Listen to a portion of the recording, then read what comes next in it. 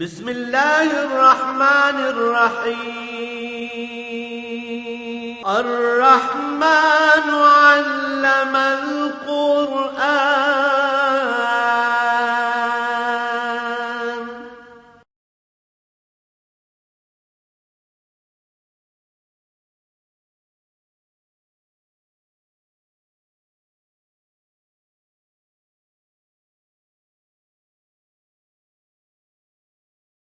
الحمد للہ رب العالمین والصلاة والسلام علی حبیبہ محمد وآلہ وصحبہ اجمعین۔ اعوذ باللہ من الشیطان الرجیم، بسم اللہ الرحمن الرحیم۔ الذین آمنوا وہاجروا وجاہدوا فی سبیل اللہ باموالہم وانفسہم اعظم درجۃ عند اللہ وَأُولَئِكَ هُمُ الْفَائِزُونَ۔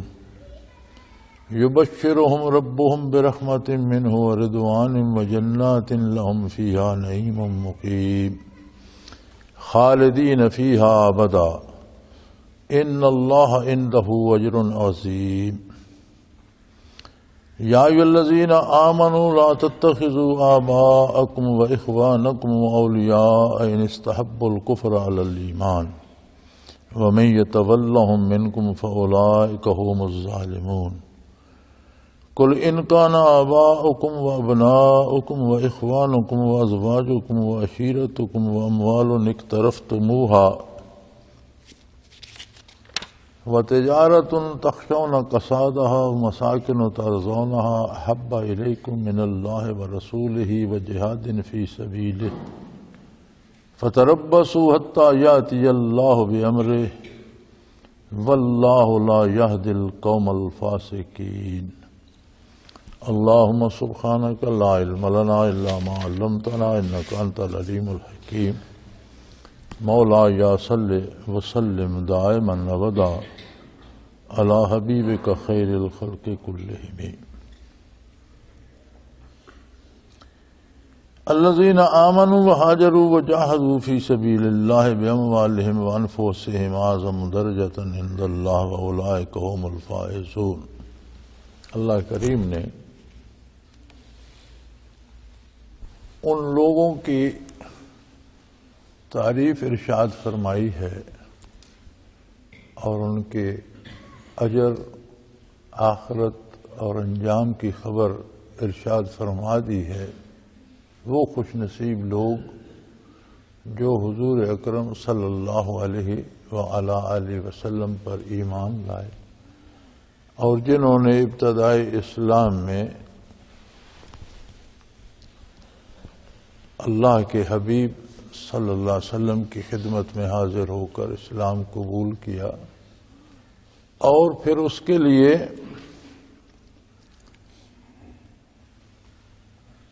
ساری دنیا چھوڑنی پڑی تو چھوڑ دی، ساری دنیا سے مقابلہ کرنا پڑا تو کیا، اور اللہ کی راہ میں مال بھی خرچ کیے اور جانیں بھی دی۔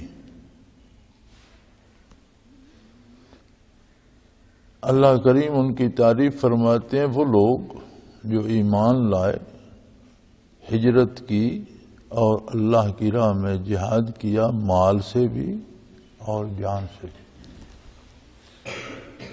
جن لوگوں نے اسلام قبول کیا حضور اکرم صلی اللہ علیہ وسلم کے زمانے میں اور اس کی بہت بھاری قیمت ادا کی، ہم شاید ان کی عظمت کو نہ سمجھ سکیں، اس لیے کہ ہم اسلام پر عمل بھی اگر کرتے ہیں، نماز روزہ کرتے ہیں یا زکوٰۃ دیتے ہیں، صدقات دیتے ہیں، تو ہم اپنی طرف سے قربانی نہیں کرنا چاہتے۔ ہم تو یہ توقع رکھتے ہیں کہ میں نماز پڑھتا ہوں تو میرے بچے کا کاروبار چلنا چاہیے، میں نماز پڑھتا ہوں تو مجھے بیمار نہیں ہونا چاہیے، کچھ مجھے ملنا چاہیے۔ یعنی ہم اگر نیکی بھی کرتے ہیں یا دین پر عمل کرتے ہیں تو ہماری توقع یہ ہوتی ہے کہ میں دین پر عمل کرتا ہوں تو مجھے کچھ دنیاوی چیزیں اس کے بدلے میں ملنی چاہیے۔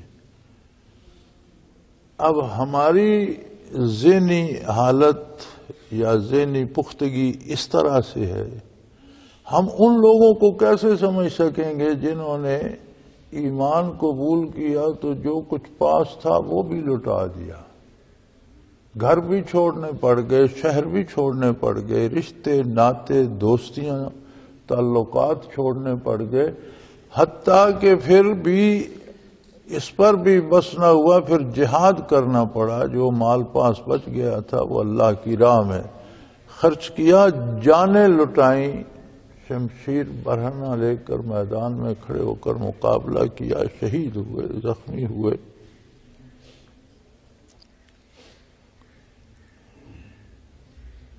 بہت بڑا فاصلہ ہے،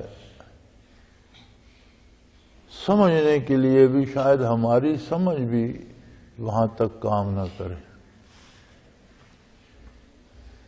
ایک حدیث شریف کا مفہوم عالی ہے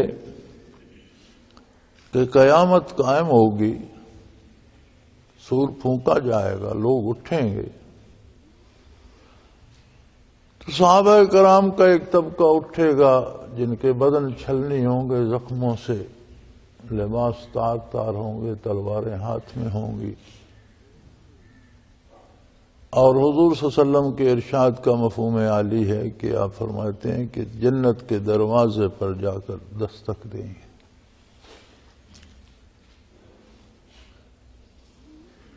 تو رضوان جنت کا داروغہ کہے گا کہ حضور آپ سیدھے قبر سے اٹھ کر یہاں آ گئے، یہ تو بڑا لمبا کام ہے، وہاں میدان میں جائیے، پھر حساب کتاب ہوگا، اعمال تولے جائیں گے، پھر وہاں سے فیصلہ ہوگا، پل صراط سے گزر کر آئیے گا، اور وہاں سے آپ کو اجازت ملے گی تو پھر جنت حاضر ہے۔ تو آپ سیدھے اٹھ کر یہاں آ گئے۔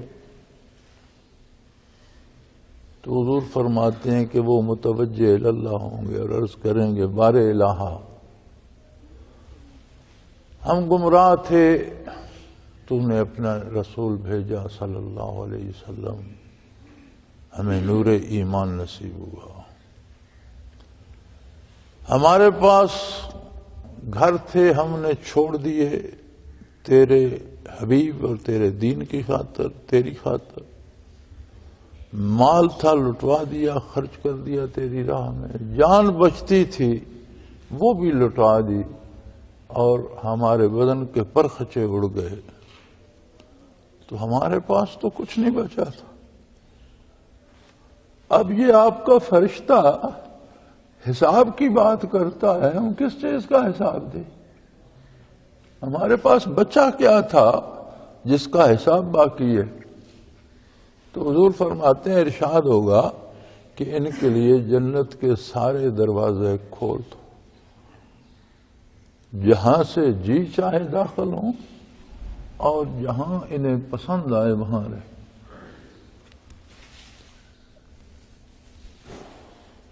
اب ان لوگوں کا ہمارے لیے اندازہ کرنا بھی میں سمجھتا ہوں مشکل ہے کہ ہم تو 2 دن نماز پڑھ، مجھے کتنے خطوط آتے ہیں جی میں نماز بھی پڑھتا ہوں، ذکر بھی کرتا ہوں، میرا بیٹا بیمار ہو گیا۔ یعنی ہمیں توقع یہ ہوتی ہے کہ ہم اگر ذکر کرتے ہیں، نماز پڑھتے ہیں، تو پھر ساری دنیا کی آسانیاں ہمیں مل جائیں، ہم اس کا بدلہ اسی دنیا کی آسانیوں سے چاہتے ہیں۔ ہمارا اتنی جو ہے وہ کمزور ہے سوچ اور اتنی سطحی ہے، اور ان لوگوں کی سوچ ہی الگ تھی۔ حضرت خنسا رضی اللہ تعالی عنہا ایک صحابیہ خاتون تھیں اور شاعرہ تھیں، بہت معروف، عربی ادب میں ان کے شعر اب بھی شمار کیے جاتے ہیں۔ ان کا ایک بھائی تھا، سخر نام تھا اس کا، وہ فوت ہو گیا جوانی میں، تو انہوں نے بڑا اس کا دردناک مرثیہ لکھا۔ اس کا ایک شعر مجھے یاد رہ گیا ہے یذکرنی طلوع الشمس سخرا، یذکرنی طلوع الشمس سخرا واذکرہ بکل غروب شمس، کہ سورج طلوع ہوتا ہے تو مجھے سخر کی بھائی کی یاد دلاتا ہے، اور میں سارا دن اسے یاد کرتی رہتی ہوں، حتیٰ کہ سورج غروب ہوتا ہے تب تک میں اسے یاد کر رہی ہوتی ہوں۔ طلوع الشمس یذکرنی طلوع الشمس سخرا واذکرہ بکل غروب شمس۔ تو شاعر کا دل ویسے بھی بڑا حساس ہوتا ہے، پھر خاتون بھی تھیں، بھائی تھا، تو اتنا دکھ انہوں نے محسوس کیا۔ جب ایمان نور ایمان نصیب ہوا اور شرف صحابیت سے مشرف ہوئیں تو اتنا انقلاب آ گیا کہ ایک جہاد میں ان کے 4 بیٹے شریک تھے اور ضعیف العمر تھیں، بال سفید تھے، خود ساتھ تشریف لے گئیں۔ خواتین جاتی تھیں، فرسٹ ایڈ کرتی تھیں، پانی پلاتی تھیں، تو خیمے میں موجود تھیں تو اطلاع آئی کہ آپ کے 4 بیٹے شہید ہو گئے۔ ایک بھائی کے مرنے پہ تو اتنے مرثیے کہہ رہی ہیں، تو بڑھاپے میں جب 4 بیٹوں کی شہادت کی خبر ملی تو خیمے سے باہر آ گئی اور کہنے لگی بار الہ، تیرا مجھ پہ اتنا کرم کہ میرے 4 بیٹے قبول کر لیے، کتنا احسان ہے تیرا کہ میرا سارا سرمایہ تو نے قبول کر لیا۔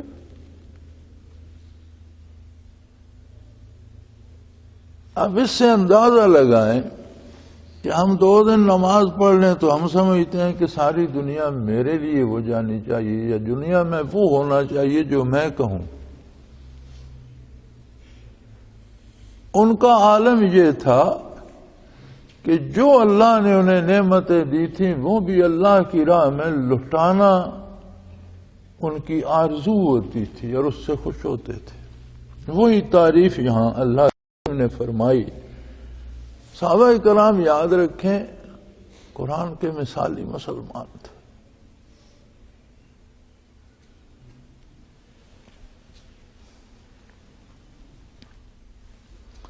الذین آمنوا، وہ لوگ جو میرے حبیب پر ایمان لائے، مجھ پر ایمان لائے، جنہوں نے دین قبول کیا، وہ ہاجروا، پھر اس کی اتنی بھاری قیمت چکائی کہ انہیں ہجرتیں کرنا پڑی، گھر بار، مال، رشتہ دار، قبائل، دوستیاں، زمینیں، جاگیریں، جائیدادیں، باغات، مکان چھوڑ کر چلے گئے۔ حضرت عبداللہ ابن عمر رضی اللہ تعالی عنہ مکہ مکرمہ میں تھے، ضعیف العمر ہو چکے تھے، موت آ گئی، قریب آ گئی، مرض الموت میں تھے، تو بیٹے کو بلایا اور فرمانے لگے اگر میں یہیں مر جاؤں، میری موت واقع ہو جائے تو مجھے حد حرم میں دفن نہ کرنا، حرم سے باہر جا کر دفن کرنا۔ انہوں نے کہا ابا جی، حرم میں دفن ہونا تو لوگ سعادت سمجھتے ہیں۔ فرمایا میں نے جب سے ہجرت کی ہے تب سے پھر یہاں گھر بنانے کو دل نہیں چاہتا، میں مہاجر ہی رہنا چاہتا ہوں۔ یہ سوچ کا فرق ہے نا، کتنا فرق ہے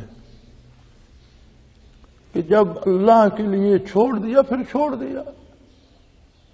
سن 8 ہجری میں مکہ مکرمہ تو فتح ہو گیا، مہاجرین چاہتے تو اپنے گھر بھی واپس لے لیتے، جاگیریں بھی لے لیتے، لیکن سب نے مکہ مکرمہ میں نمازیں قصر پڑھی کہ ہم یہاں مسافر ہیں، ہم تو ہجرت کر چکے، ہمارا نہ کسی نے مکان واپس لیا نہ گھر، خود رسول اللہ صلی اللہ علیہ وسلم نے نمازیں قصر ادا فرمائی۔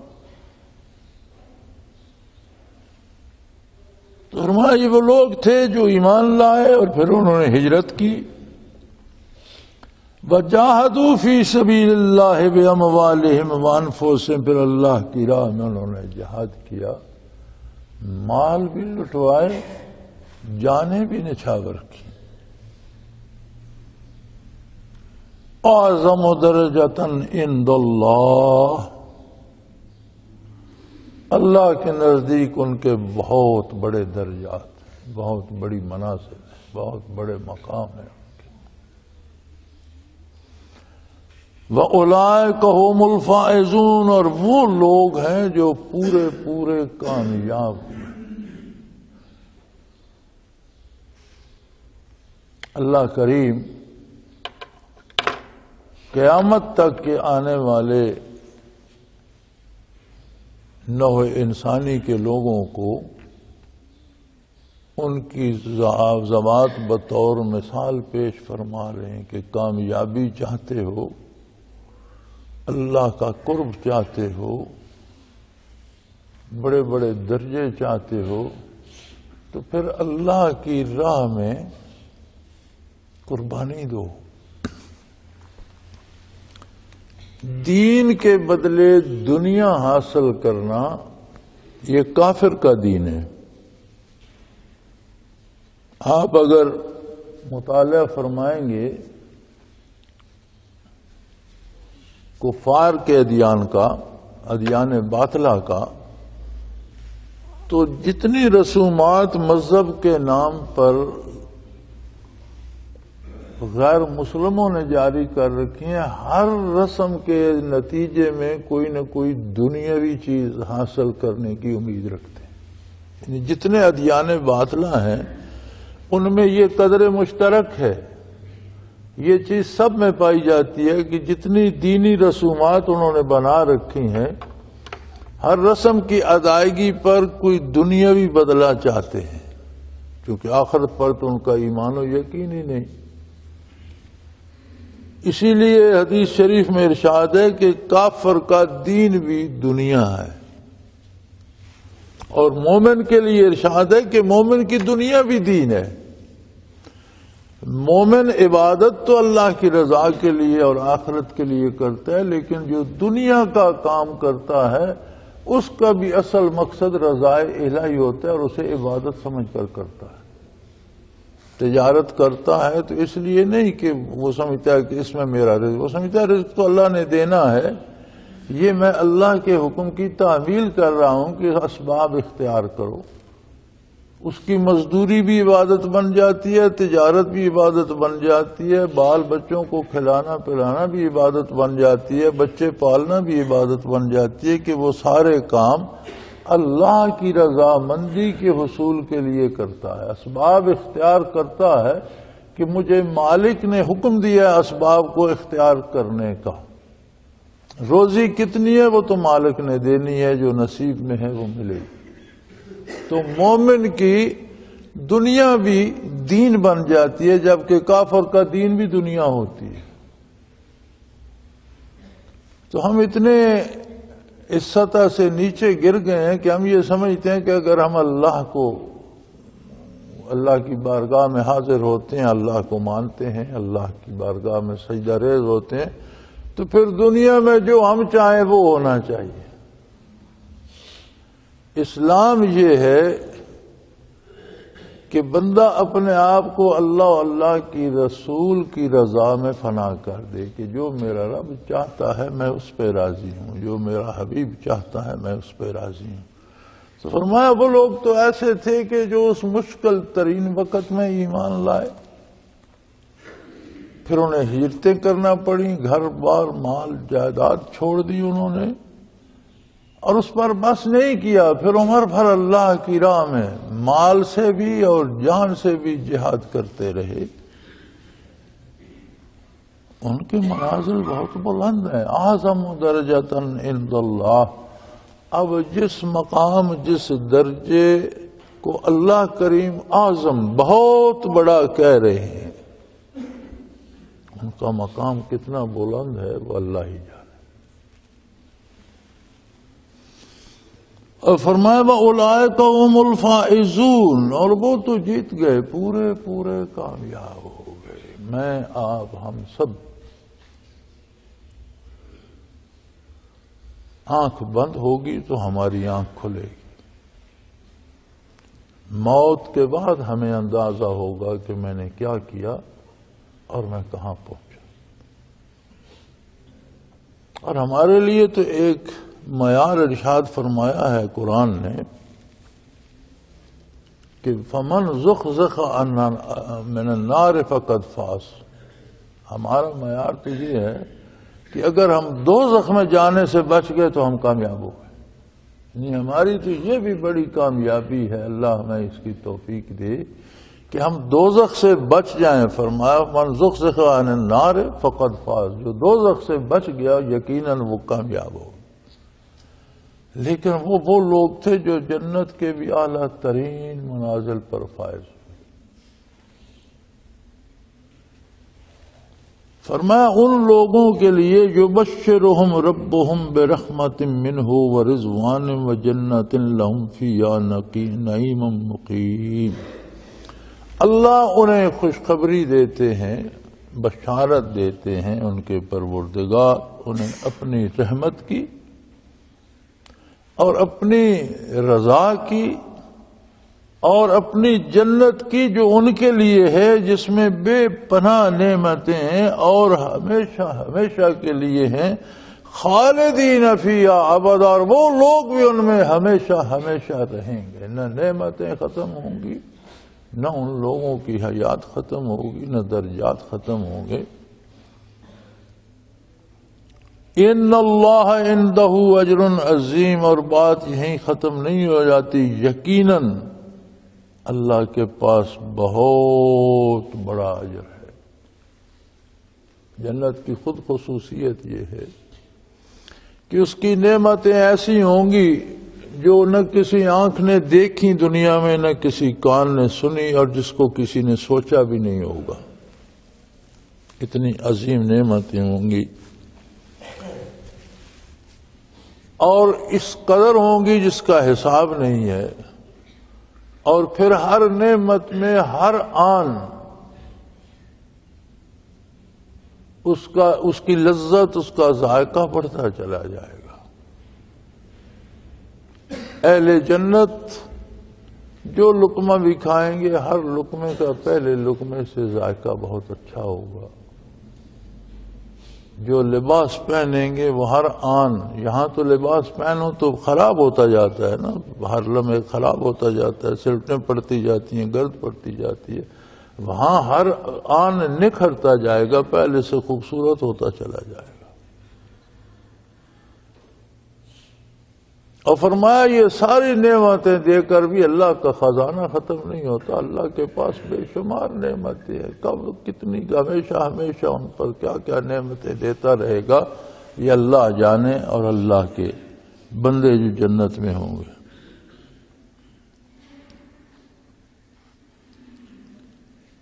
یہ بات تو بڑی مزیدار ہو گئی، بہت خوبصورت ہو گئی. الحمدللہ. لیکن اس کے لیے وہ تو ایک وقت تھا، حضور کے ہمراہ ہجرت کرنا پڑی. ایک وقت تھا حضور کے ہمراہ اسلام کے دفاع کے لیے لوگ میدان میں اترے. حالات بدل گئے، وقت بدل گیا، حضور چشم عالم سے پردہ فرما گئے. اب کیا کیا جائے؟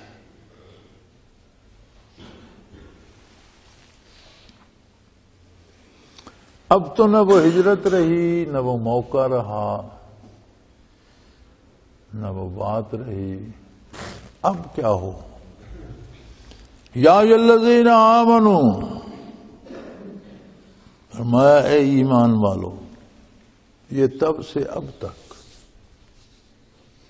اصول بیان ہو رہا ہے کہ اے وہ لوگوں جو اللہ پر ایمان رکھتے ہو، لا تتخذوا آباءکم و اخوانکم اولیاء ان استحبوا الکفر علی الایمان.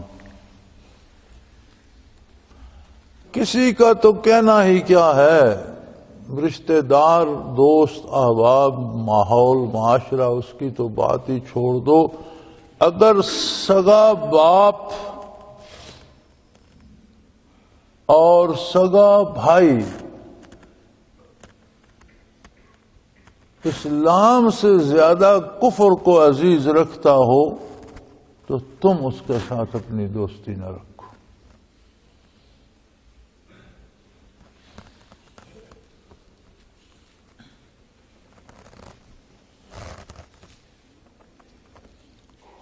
اگر تمہارے ماں باپ بھی، والدین بھی، سگے ماں باپ بھی، ماں باپ کا احترام بہت ہے، عزت بہت ہے۔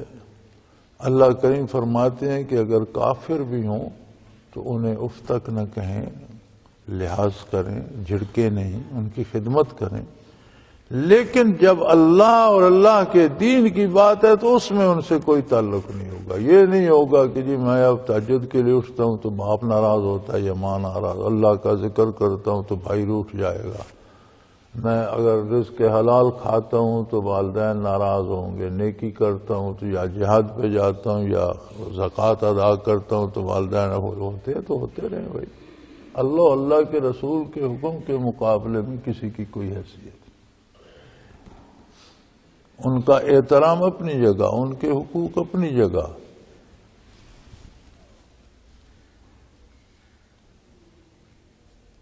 لیکن اللہ کے رسول کے مقابلے میں کسی کی کوئی حیثیت نہیں ہوگی۔ یاد رکھیں، محبت ایک فطری جذبہ ہے اور دنیا میں بقائے نسل کا بھی سبب ہے۔ اگر ماں کے دل میں محبت نہ ہو تو بچے نہیں پالے جا سکتے، اگر باپ کے دل میں محبت نہ ہو تو بچے نہیں پالے جا سکتے، اگر بہن بھائیوں سے محبت نہ ہو تو معاشرہ قائم نہیں رہ سکتا، انسانوں کو انسانوں سے محبت نہ ہو تو معاشرہ بکھر جائے۔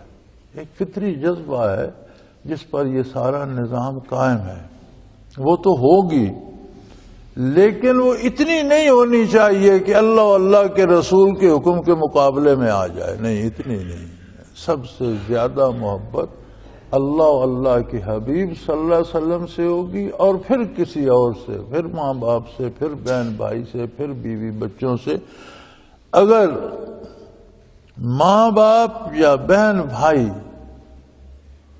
شریعت پر عمل نہیں کرتے، غیر شرعی امور کو اچھا سمجھتے ہیں تو تمہیں ان سے محبت کرنے کا کوئی حق نہیں۔ ان سے تعلق رکھو، ان کی خدمت کرو، لیکن محبت نہیں ہو سکتی۔ محبت اللہ کے رسول سے ہوگی، گناہ سے، برائی سے محبت نہیں ہو سکتی۔ اگر وہ بھی گناہ چھوڑ دیں الحمدللہ، نہیں تو گناہگار سے، بدکار سے محبت نہیں ہو سکتی۔ جب ماں باپ اور سگے بھائیوں کا یہ معیار ہے کہ اگر وہ اسلام کی نسبت کفر کو پسند کرتے ہیں تو تم ان سے محبت نہ کرو، تو پھر کافروں سے محبت کیسے کی جا سکتی؟ تعلقات دنیا میں لوگوں کے کافروں سے بھی ہوں گے، تجارت کافروں سے بھی کریں گے، لین دین بھی ہوگا، معاہدے بھی ہوں گے، لیکن قلبی تعلق جسے محبت کہتے ہیں وہ مومن اور کافر میں نہیں ہوگی۔ اسلام کفر سے اور برائی سے نفرت کرتا ہے، انسان سے نہیں۔ انسان کے لیے تو وہ محنت کرتا ہے کہ یہ کفر اور برائی چھوڑ دے، اگر نہیں چھوڑتا تو پھر اس سے محبت نہیں کی جا سکتی۔ اب آپ اندازہ کیجئے،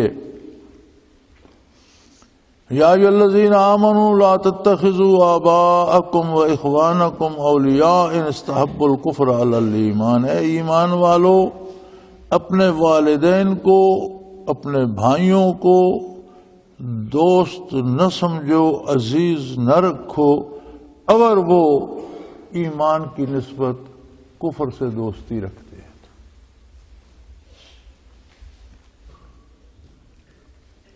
کسی سے اللہ کریم کسی سے یہ نہ ہو سکے، مشکل کام ہے، کوئی دوستوں کو نہ چھوڑ سکے، کوئی رشتہ داروں کے ہاتھوں مجبور ہو۔ فرمایا وَمَن يَتَوَلَّهُم مِّنكُمْ فَأُولَٰئِكَ هُمُ الظَّالِمُونَ، اگر تم میں سے کوئی ان سے دلی دوستی رکھے گا تو ایسے لوگ سخت ظالم ہیں۔ وہ ظلم کر رہا ہے اپنے آپ کے ساتھ، اپنے آپ کو تباہ کر رہا ہے، اپنے آپ پر زیادتی کر رہا ہے، بہت بڑا غلط کار ہے جو ایسا کر رہا ہے۔ یہ کوئی بات نہیں ہے کہ اللہ کے مقابلے میں یا اللہ کے رسول صلی اللہ علیہ وسلم کے مقابلے میں کوئی بھی انسان خواہ وہ کتنا قریبی عزیز ہو، خواہ سگا والد ہو، سگی ماں ہو، سگا بھائی ہو، اس کی بات نہیں مانی جا سکتی۔ بات مانی جائے گی اللہ اللہ کے رسول کی، یا وہ بھی جو بات شریعت کے اندر کریں گے اس کی اہمیت ہوگی۔ شریعت کے خلاف کسی کی بات نہیں مانی جائے گی۔ اور اگر کوئی ایسا کرے گا وہ بہت زیادتی کرنے والا ہوگا۔ فرمایا اعلان فرما دیجئے، کل اے میرے حبیب اعلان فرما دیجئے، تمام لوگوں کو واضح کر دیجئے، ان کان آباؤکم و ابناؤکم و اخوانکم و ازواجکم و عشیرتکم، اے لوگو اگر تمہارے والدین، تمہاری اولادیں، تمہارے بھائی، تمہاری بیویاں اور تمہارے خاندان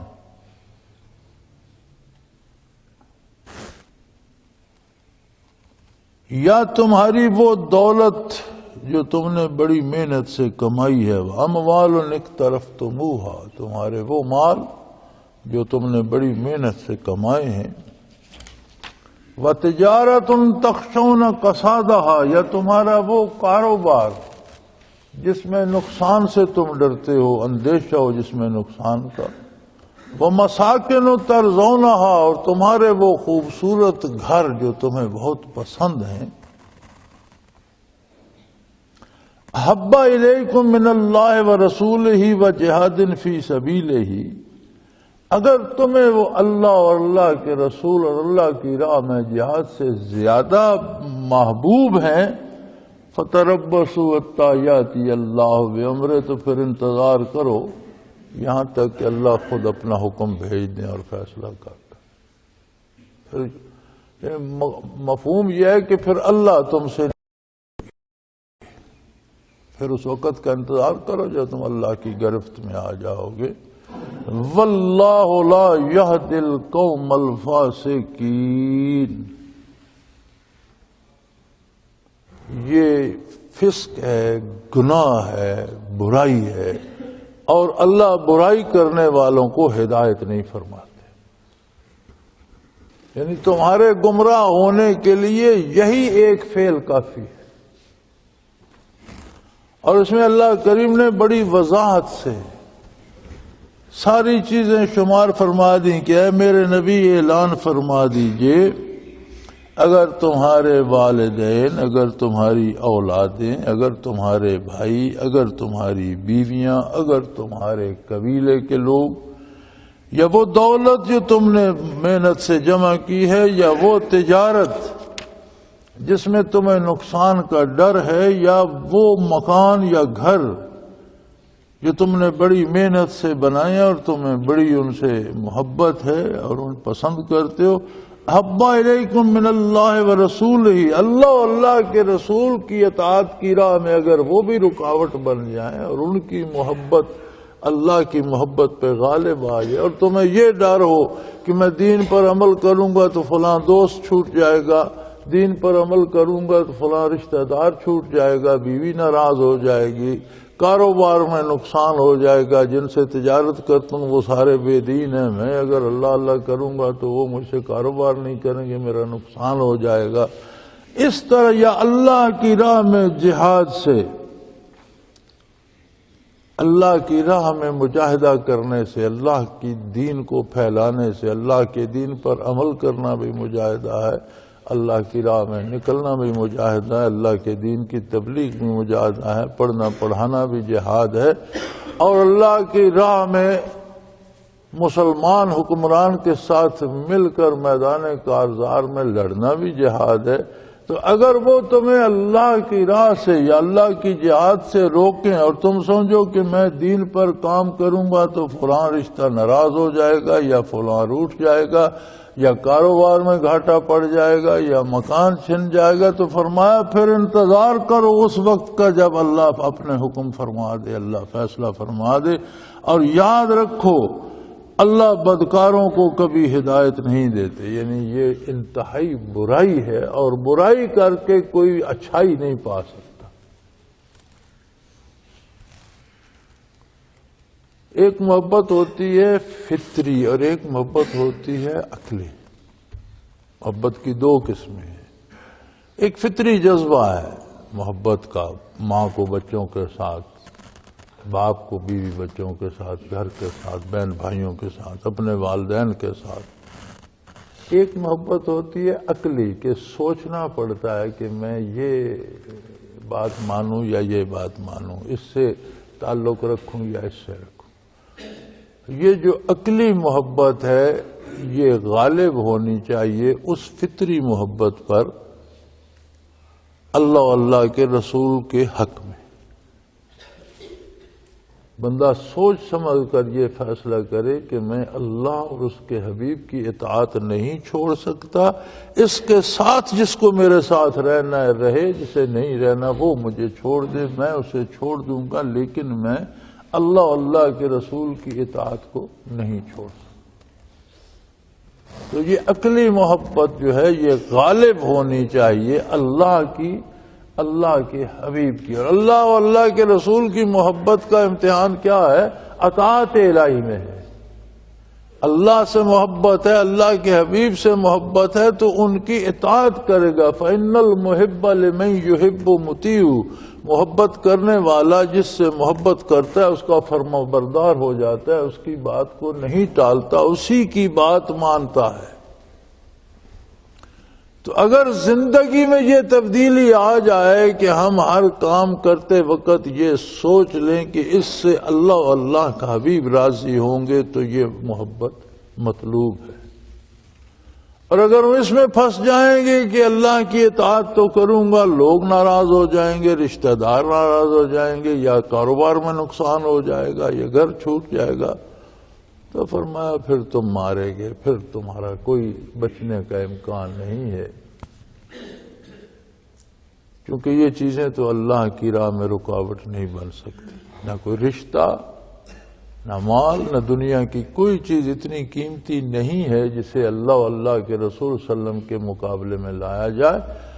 سو اعلان فرما دیجئے، سب کو واضح بتلا دیجئے کہ ماں باپ ہوں، بہن بھائی ہوں، اولاد ہو، بیویاں ہوں، گھر ہوں، دولت ہو، کاروبار ہو، مال و منال ہو، سب کچھ رکھ سکتے ہو اطاعت الہی کے دائرے میں. جو اللہ اللہ کے رسول کی اطاعت کے دائرے سے نکل جائے گا اس کے ساتھ تمہارا کوئی تعلق نہیں ہے. تمہیں اللہ اللہ کے رسول اور اللہ کے دین کے ساتھ رہنا ہے. اللہ کریم ہمیں معاف فرمائے. میں سمجھتا ہوں کہ اگر اس آیہ کریمہ کو سامنے رکھ کر ہم اپنا تجزیہ کریں، ہماری عادت ہے کہ ہم تجزیہ دوسروں کا کرتے ہیں، اپنا خیال نہیں کرتے. ہمارے لیے یہ کافی ہے کہ ہم اپنا اپنا تجزیہ کریں تو ہمیں پتہ چل جائے گا کہ میں کتنا دین کی طرف ہوں اور کتنا دنیا کی طرف. اللہ ہماری خطائیں معاف فرمائے اور ہمیں دین پر عمل کرنے کی توفیق عطا فرمائے، اپنی اور اپنے حبیب صلی اللہ علیہ وسلم کی محبت عطا فرمائے. وآخر دعوانا ان الحمدللہ. اللہ اللہ اللہ اللہ اللہ اللہ اللہ اللہ. حضرت امیر محمد اکرم آوان مد ذلہ العالی دارالعرفان منارہ ضلع چکوال میں سالہ سال سے قرآن و حدیث کے اوپر خطابات کر رہے ہیں اور سلسلہ نقشبندیہ اویسیہ کے مطابق لوگوں کو ذکر الہی کی تربیت دے رہے ہیں. وہ قرآن پاک کی تفسیر ترتیب وار بیان کر رہے ہیں. تفسیر قرآن کو وہ موجودہ ملکی اور بین الاقوامی حالات کے مطابق بیان کرتے ہیں. موٹر وے سے کلر کہار کے انٹرچینج سے نکلتے ہوئے کلر کہار کی جھیل سے ہوتے ہوئے میانی، بوچھال اور نورپور سے گزرتے ہوئے دارالعرفان منارہ پہنچ سکتے ہیں.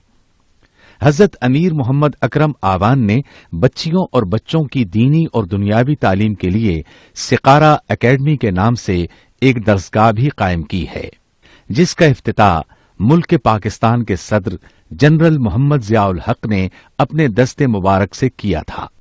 وہ تمام احباب جو اسلام کی طلب رکھتے ہیں ان سے گزارش ہے کہ دارالعرفان منارہ ضلع چکوال میں امیر محمد اکرم آوان صاحب کے خطابات سے مستفید ہوں۔ وہ ہر جمعے کو نماز سے پہلے بیان فرماتے ہیں۔ ہر ماہ کی پہلی اتوار کو ماہانہ اجتماع ہوتا ہے جس میں آپ خصوصی خطاب فرماتے ہیں اور پاکستان کے چاروں صوبوں سے احباب اس اجتماع میں شرکت کرتے ہیں۔